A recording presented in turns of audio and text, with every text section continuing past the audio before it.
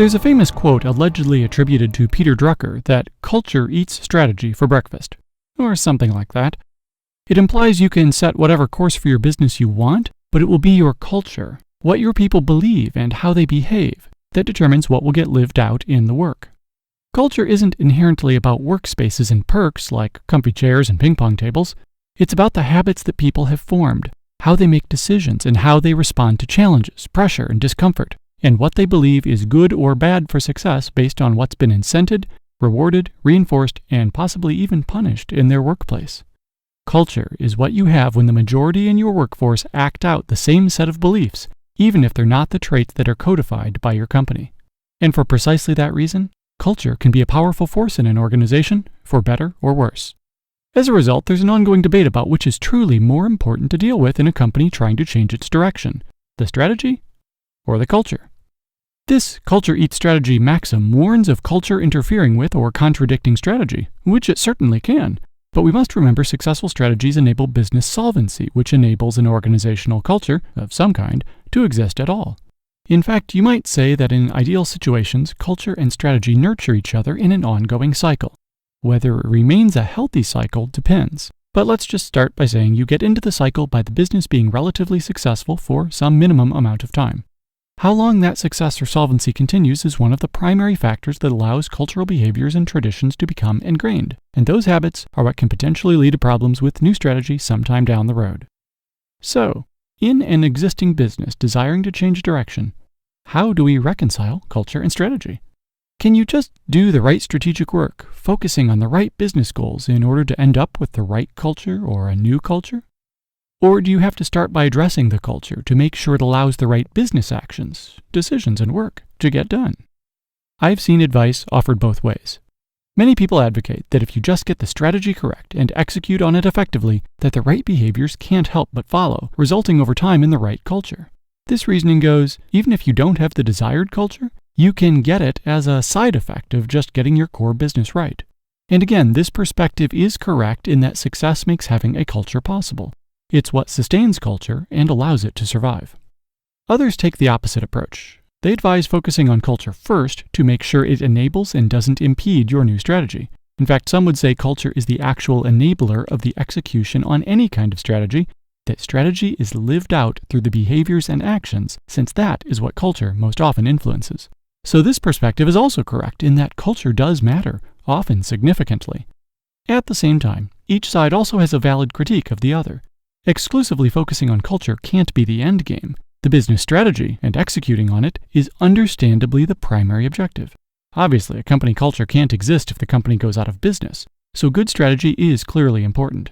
But if culture becomes a powerful enough influence on the motivations of the workforce, the culture can actually negatively impact an organization to the point of jeopardizing its solvency and its future. And that's certainly worthy of being addressed seriously as well. So, what's the key to balancing these?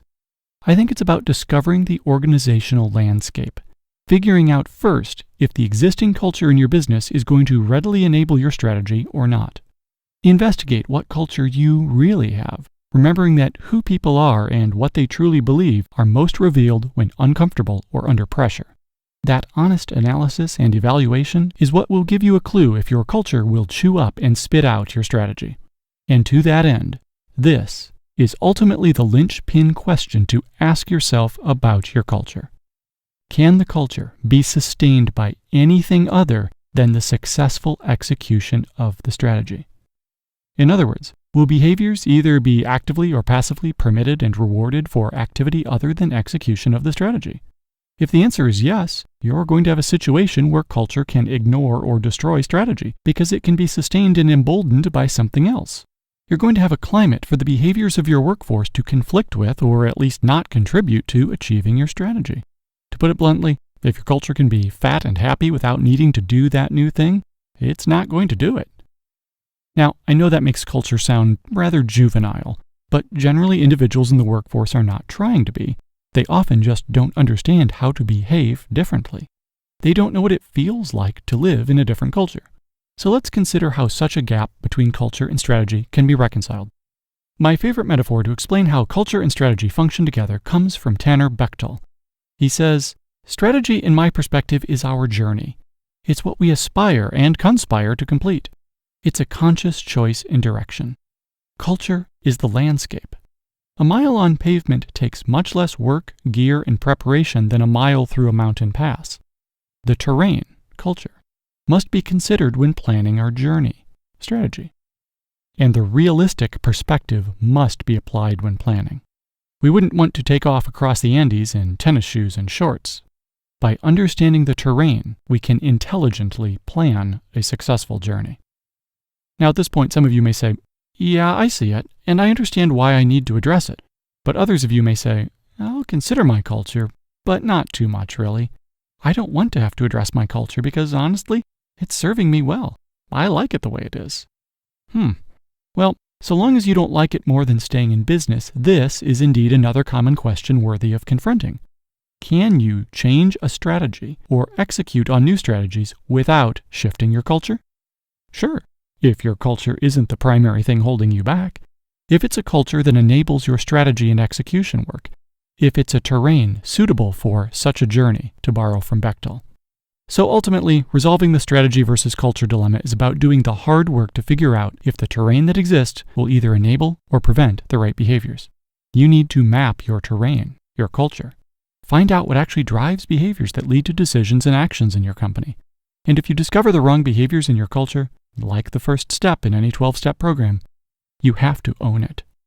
Admit it as current state, and then ask yourself, what's sustaining it? From what are those ways of behaving being propped up? What allows them to live on? And if that's your real issue, perhaps it's time to confront your culture, to make sure your workforce is schooled, incented, fed, and rewarded by the progress toward and achievement of your strategy. And that, in turn, will begin to provide additional nutrition and momentum for your strategic journey ahead. Confronting people's beliefs and behaviors may be painful, but in the end, old habits being broken and retrained will prevent your shiny new strategy from being chewed up and spit out. And that, in turn, will allow the opportunity for the new and healthy culture you need.